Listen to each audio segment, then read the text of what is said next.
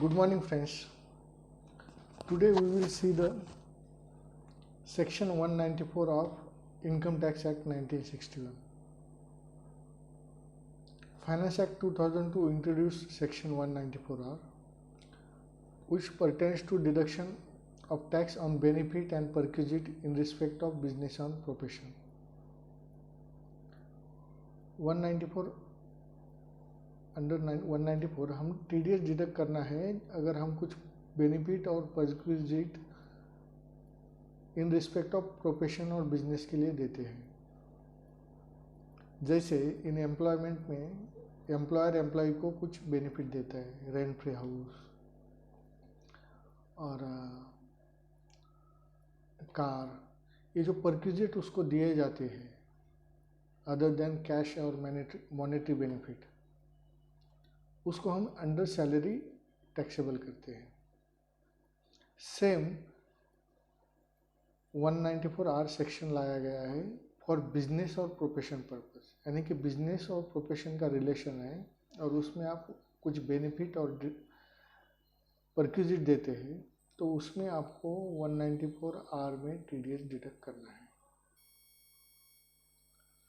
Businesses, companies or entities often extend multiple types of benefit and perquisite to their distributor, channel partner, agent, dealer to incentives and motivate them to promote further growth of business. Business में हम benefit किसको देते हैं? जैसे distributor है हमारे, channel partner है, agent है, डीलर है, इन लोगों को कमीशन तो मिलता है प्लस हम कुछ नॉन मॉनेटरी बेनिफिट और परक्विजिट देते हैं। अगर ऐसे कुछ हम travel packages, gift card, voucher products, incentive schemes, usage of business asset, हमारे बिजनेस को कुछ एसेट है उनको यूज करने के लिए दे दिया, तो ये सब बेनिफिट जब देते हैं तब उस पर TDS काटना है under section 194R। Purpose of section 194 क्या है? Possibility of tax revenge leakage. A few companies claim expenses for business promotion while offering various gifts for perquisite benefit to its distributor, dealer and channel partner. Businessman क्या करते हैं? Businessman या professionals gifts purse perquisite distributor dealer को देते हैं और उसको business expense, business promotion expense बोल के डिडक्शन लेते हैं अपने बुक्स ऑफ अकाउंट में, उससे उनका टैक्स कम आ जाता है।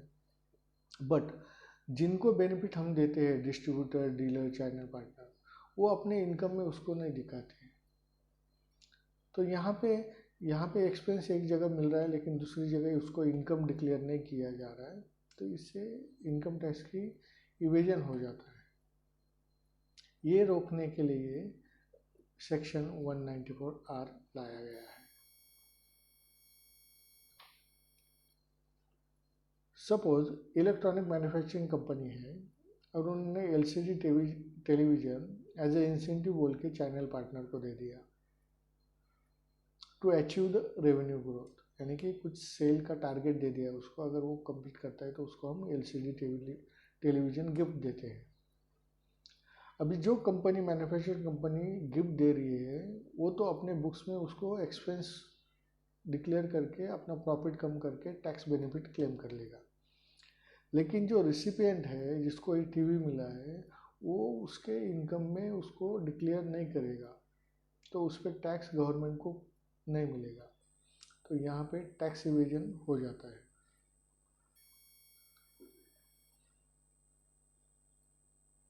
वैल्यू ऑफ बेनिफिट और perquisite whether convertible into money और not in the hands of receipt of such benefit. Now, under section 194R, if the business gives its distributor channel partner any perquisite incentive, partly in cash or partly in kind, then they are required to deduct TDS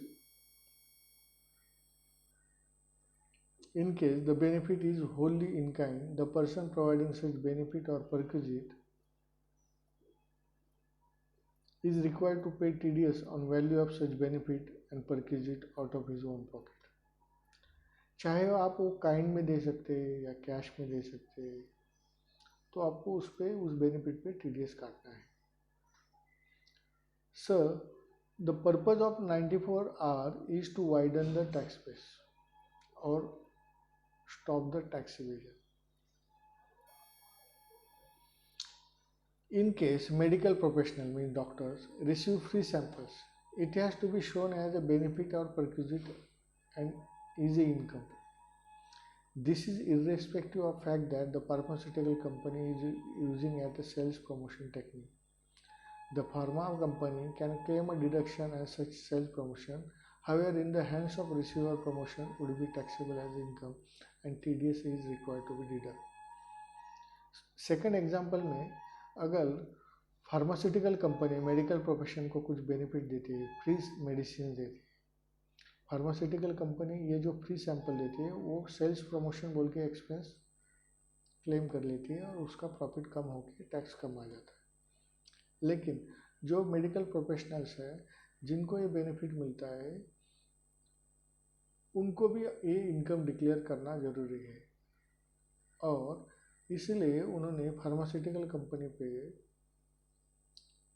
जिम्मेदारी दी है कि वो अपना इस transaction पे TDS deduct करे under section 194R।